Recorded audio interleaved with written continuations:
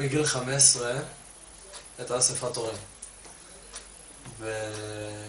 לאמא שלי היה לקוח באותו רגע, והיא באה לאספת הורים עם הלקוח שלה, ואמרה שזה אבא שלי, כדי שהמורה לא תחשוד. ואחרי שנגמרה אספת הורים, חזרנו לבית והיא המשיכה עם הלקוח בבית, אבל היא השאירה אותי בחדר, זה יפה מצידה. נעלה אותי.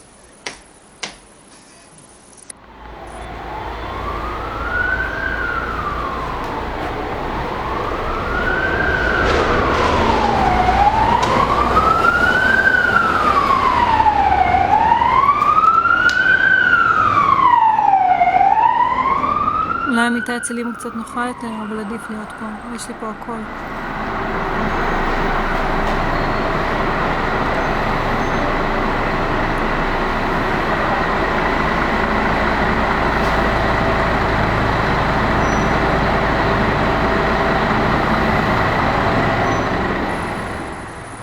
פעם אחת ביום הולדת שלי, אז אחרי שהיא הסניפה פה, היא הלכה ישר לישון, כדי שאני לא אראה אותה במצב הזה. היה חשוב לה שאני אהיה שמחה, כי זה היום שלי, ולי היה חשוב שהיא תהיה שם, תודה, אבל הערכתי את זה.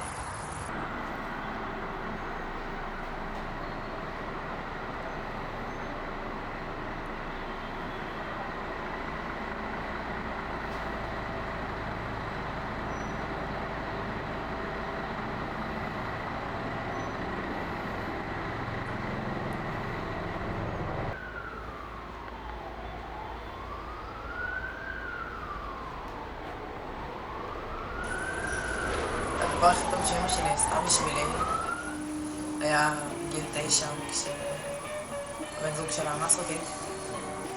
אז היא הייתה שם, היא חיבקה אותי והגבה לי את הדמעות. כל פעם מחדש, כל פעם שזה קרה, היא המשיכה לחבק. זה היה יפה.